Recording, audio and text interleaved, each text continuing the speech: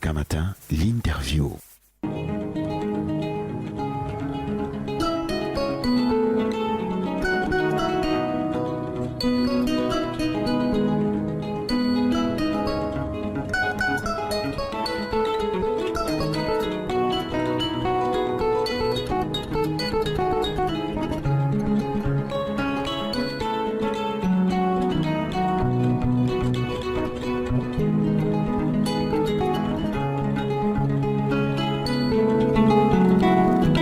Docteur Safon est avec nous aussi, Denis Fikak.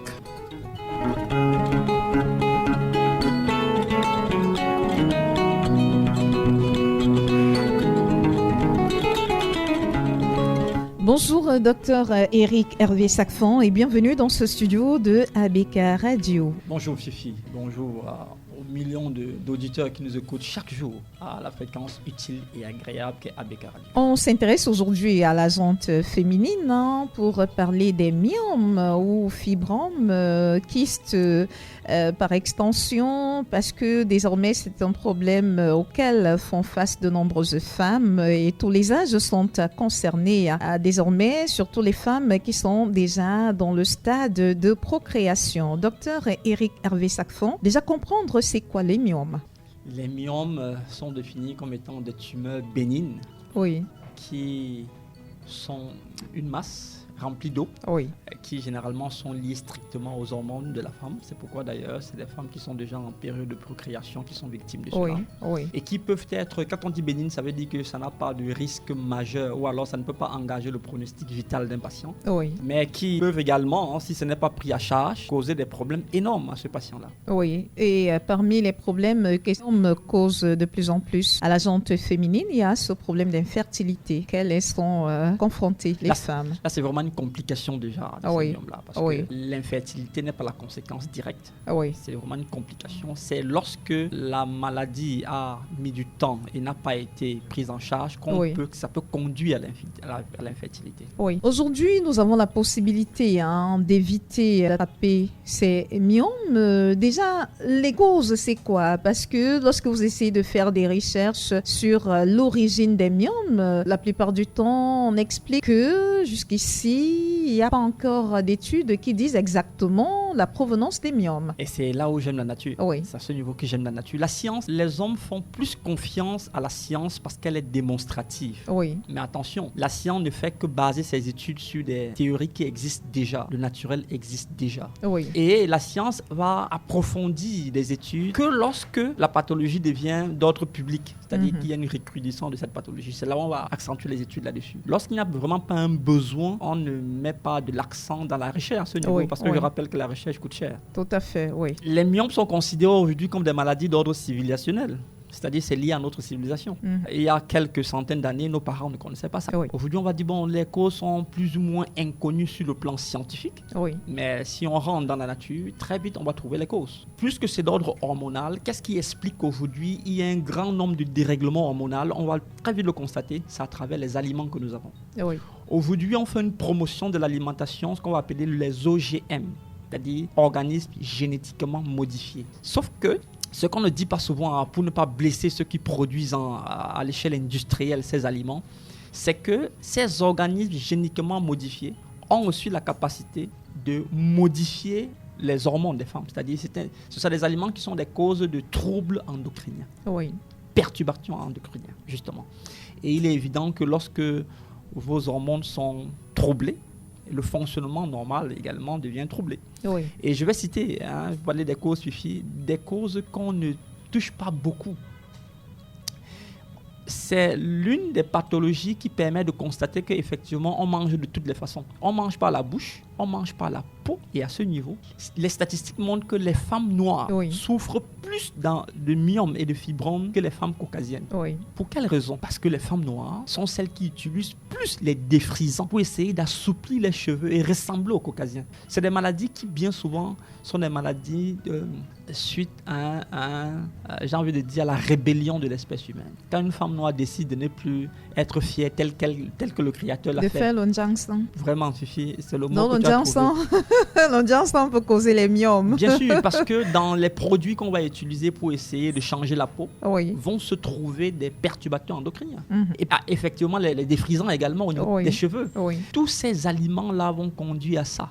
Et voyez-vous, pourquoi c'est une pathologie qui n'est constatée qu'au moment où la femme peut procréer? Parce que, justement, c'est à cette période que la jeune fille commence à prendre conscience qu'elle est belle, essaie de mettre l'accent sur la beauté. Et très souvent, cet accent-là n'est pas toujours mis par les moyens naturels. C'est essayer de manger comme les autres, c'est-à-dire les boîtes de conserve, sauf qu'en mangeant de cette façon, on entre également dans une prison. Donc, c'est ce qui peut expliquer qu'on ait de jeunes filles de 20-25 ans qui aient des myomes aujourd'hui, alors que c'est une maladie qui est censée toucher des femmes qui se trouvent dans la préménopause, par exemple. Bon, non, pas préménopause. Préménopause parce que c'est en cette période que généralement les hormones des femmes vont soit arrêter de fonctionner ou un dysfonctionnement parce qu'elles traversent une période de fertilité, entre guillemets, pour une période d'arrêt du cycle menstruel. Oui, c'est ce qu'on a constaté avant. Sauf que aujourd'hui, il y a des jeunes filles qui ont 12 ans déjà les premières menstruations. Dès lors que vous avez déjà l'écoulement des menstrues, dès lors que vos hormones fonctionnent déjà, vous êtes déjà à risque pour avoir... Donc, on peut avoir des filles de 15 ans, par exemple, si elles ont commencé à avoir leurs règles à 12 ans, qui souffrent de fibromes, Bien sûr, il y en a. Il y en a des filles de 15 ans, 16 ans, 12 ans même. Dès lors qu'elles ont la menstruation, on peut le trouver. Je rappelle que les myomes et les fibromes sont un peu considérés comme normales, entre guillemets. Mais sauf que c'est la manière de vie, c'est le style de vie maintenant qui va soit augmenter ces myomes, soit les réduire et même arriver à les expulser. Il y a deux formes de myomes et de fibromes, il faut le préciser. Il y a la forme qu'on va appeler fonctionnelle et il y a la forme qu'on va appeler organique. La forme fonctionnelle est liée généralement justement aux hormones qui peuvent grossir pendant des périodes d'ovulation de la femme et qui peuvent diminuer également lorsque la période d'ovulation est finie. Parce que là, ça va fonctionner avec une hormone qu'on va appeler l'oestrogène. Très bien. Mais il y a également d'autres myomes et fibromes qui sont d'ordre organique. En ce moment, c'est ceux qu'on va généralement constater qui sont hors de l'utérus et qui vont avoir une certaine pression au niveau de l'endomètre. Effectivement, qu'importe le myome, c'est des tumeurs. Et quand on parle de tumeurs, on parle d'anomalie. Et généralement, des personnes pourraient souffrir de myome sans toutefois s'en rendre compte. C'est quoi généralement les symptômes pour peut-être une jeune fille aujourd'hui âgée de 15 ans qui a des perturbateurs endocriniens qui ont entraîné des myomes? Comment est-ce qu'elle fait pour savoir qu'elle pourrait souffrir de cette maladie? Règles douloureuses, par exemple. Pour les femmes qui disent tout le temps j'ai des règles douloureuses, ça peut être dû à cela. Bien sûr, Fifi, je vous ai souvent expliqué ici que la douleur, normalement, est un signe que le corps émet pour vous informer qu'il y a une anomalie fonctionnelle. On ne devrait pas souffrir lorsqu'on prend des choses naturelles. Si je m'en vais aux toilettes faire les selles, ça doit être en paix. Pas de souffrance. Si je pousse en serrant les dents, c'est qu'il y a un problème. Si je dois suivre, si la femme doit avoir ses menstrues, c'est normal. Le corps expulse les ovules qui n'ont pas été fécondés. C'est normal. Mais si cette expulsion se fait avec douleur, ça devrait interpeller la personne qui souffre de ça. Et c'est valable également pour ceux qui ont... Il y a cette douleur pendant les périodes menstruelles, mais il y a également des douleurs, quand ça commence à être très sérieux, ça n'attend même pas la période là. À tout moment, vous pouvez avoir des douleurs au niveau des ovaires, des douleurs au niveau du bas-ventre, entre guillemets. Si vous avez déjà des douleurs et on touche l'abdomen, il y a des douleurs, vraiment, faites attention. Mais il faudrait rappeler que les myomes et les fibromes, généralement, sont asymptomatiques pour la plupart. C'est-à-dire qu'ils ne présentent pas de symptômes visibles. Et à la médecine conventionnelle, tout ce qui est asymptomatique ne mérite pas de traitement médicamenteux. Parce qu'on s'appuie sur les symptômes pour agir. Sauf que, bien qu'ils n'ayant pas de symptômes, on peut se retrouver avec la présence de ces myomes. Avant de parler des aliments qu'on peut utiliser pour faciliter le traitement de ces myomes, parlons déjà de comment est-ce que les femmes peuvent éviter de souffrir des myomes et des fibromes. Vraiment, soyez naturel. Mangez bio. Au niveau de la peau, ne mettez pas sur votre peau ce que vous ne pouvez pas mettre sur votre langue. Je ne le dirai jamais assez. Si votre huile de beauté, vous ne pouvez pas le lécher, ne mettez plus l'huile là. Tous les pus, et tout, éviter les plus. Je ne vais pas citer les noms ici pour ne pas faire la publicité à qui que ce soit. Mais au niveau de la peau, mettez le mayanga. C'est excellent. Il n'y aura pas de perturbation endocrinien. Mettez le beurre de karité. Mettez la noix de coco, bien sûr. Au niveau de vos cheveux, assumez votre africanité. Laissez vos cheveux pousser naturels. Vous êtes belle comme ça. Pas besoin d'essayer de ramollir ça et courir le risque d'avoir des problèmes énormes au niveau de votre cycle menstruel. Ça, c'est au niveau de la peau. Au niveau de l'alimentation, vraiment, ayez un accent pour les aliments qui sortent directement du sol. Je te garde 2 fois, Fifi. Donne-moi un bon chocolat, un bon yaourt. Vraiment, au lieu de demander chocolat, yaourt, conseille plutôt de te donner une bonne patate crue. Excellent. Donc ton gars va venir te rendre visite en te gardant la patate. Donc. Que les jeunes filles orientent leurs besoins et leurs envies dans ce qui est plus naturel que de vouloir aller dans des supermarchés qui bien souvent sont brillants à l'apparence et sont nocifs pour la santé. La question de Fifi est pertinente, docteur. Mais elle vient consolider les stéréotypes et les constructions que nous avons dans l'esprit depuis tout petit. C'est-à-dire que si on rend visite à une femme ou à un malade, il faut du yaourt, il faut tous ces autres produits que vous dénoncez. Tout à fait. Bon, je comprends, c'était un problème d'ordre culturel. Parce que ce que la jeune Fifi qui est à Douala peut demander comme cadeau, vous allez en Guelemununga, la jeune fille qui est là-bas ne demandera pas la même chose. Parce que c'est d'ordre culturel. Mais il va maintenant de l'éducation qu'on donne à chaque environ, à chaque pays ou à chaque nation. Il faudrait donc pour nous les Africains qu'on apprenne à donner à nos jeunes filles des aliments qu'elles peuvent voir pousser du sol. Vous comprenez? Il y a des jeunes filles qui demandent parfois des aliments dont on n'a même jamais vu à la matière première. C'est problématique. Beaucoup de jeunes filles vont dire je veux le chocolat blanc. Et vous leur demandez le chocolat blanc est produit à partir de quoi? Ils ne vous répondront pas. Parce qu'ils ne savent même pas avec quoi est-ce qu'on produit le chocolat blanc. La vérité, c'est qu'il n'y a pas un cacao qui est blanc. D'accord? Le chocolat blanc, bien souvent, c'est rempli de beurre, de tout ce qui n'est pas produit de manière naturelle. Que la jeune fille demande par exemple les fèves de cacao brut, c'est bien meilleur pour elle que d'avoir un chocolat transformé au point où à l'issue, on n'a plus rien du tout qui ressemble à la matière première. Maintenant, comment est-ce qu'on fait pour traiter ces myomes et ces fibromes grâce à l'alimentation? Il y a sur le plan clinique, il y a ce qu'on va appeler les opérations. Et j'aime souvent dire, lorsque la médecine tertiaire intervient, c'est que vous êtes en train de vivre des périodes de crise. Il est plus difficile de contenir en ce moment, on va expulser, c'est-à-dire l'opération. Mais c'est des périodes de crise. Si on peut éviter, il faut l'éviter. Tout à fait. Et sur le plan, il y a une médecine thérapeutique qui est à côté, on va appeler ça l'ablation. Là, c'est des périodes thérapeutiques. Là, il faut des endroits plus spécialisés. Au Cameroun, précisément, à ma connaissance, il n'y en a pas. Et ce que je promeus, cette fois-là, ce n'est pas les aliments. Manger de manière bio. Maintenant, il y a des aliments spécifiques qui ont un impact direct sur ces myomes et ces fibromes, qui peuvent réduire l'inflammation au point même de rendre inactifs ces myomes-là. Ces aliments, précisément, c'est le curcuma. C'est prouvé aujourd'hui que la curcumine, dont contient le curcuma, a la capacité d'arrêter l'évolution, la croissance des myomes, et aussi, pris à une certaine période, a la capacité également de neutraliser au point même de l'expulser. C'est possible. Ça, c'est sur le plan scientifique. Je rappelle que je ne donnerai ici les lieux publics que des aliments qui ont fait leurs preuves scientifiques et dont des études sont prouvées.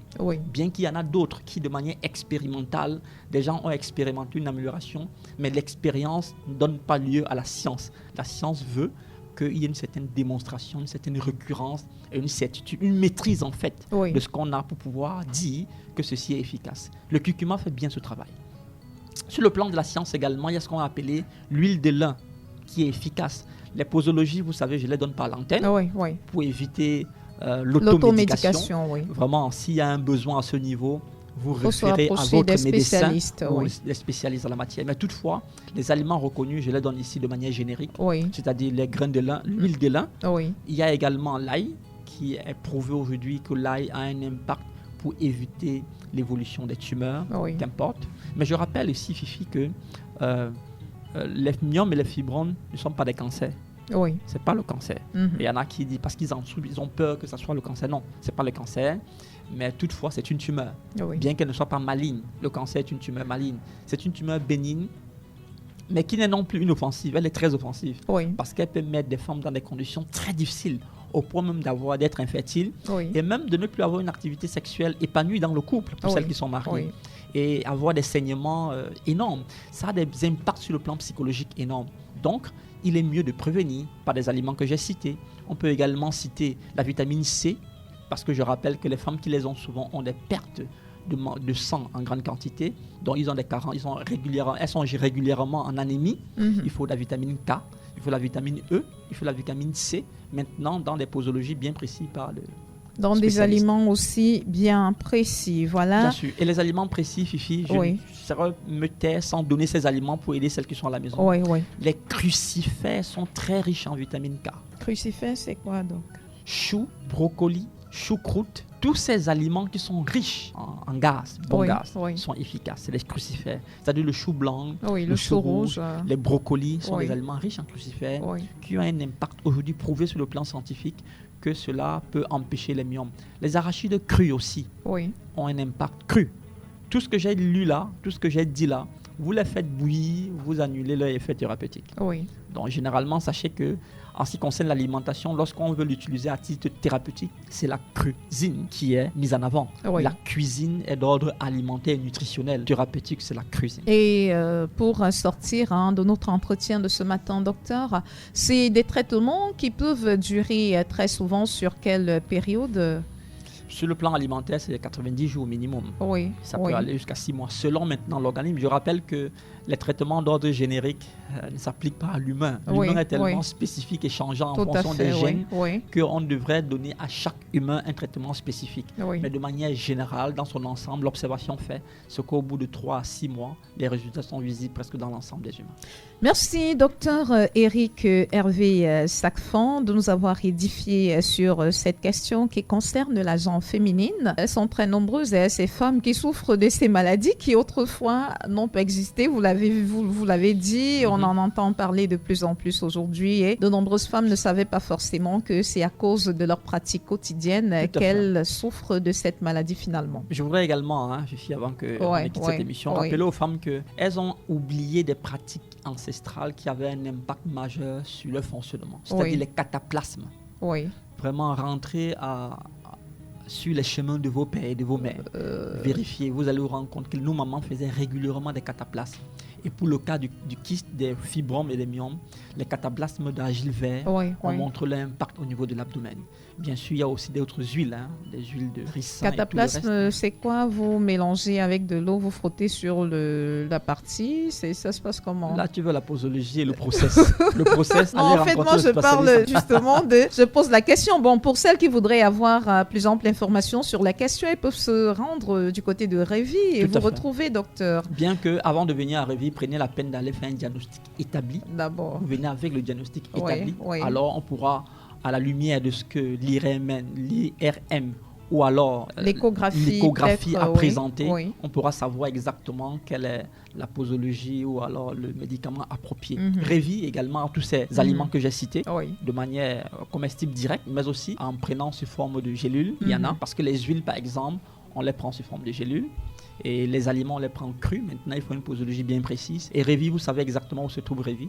C'est à Marquepère, bloc C, entrée Copacabana, juste à côté du carrefour Patrick Mboma. Deuxième immeuble, carreau gris. Ou alors, vous appelez au numéro 677 22 63 98. Je répète, 677 22 63 98. Et on pourra mettre à votre disposition des aliments nécessaires pour faire face à cette pathologie. Ou alors les compléments alimentaires qui peuvent carrément freiner l'évolution et même expulser. Merci, docteur.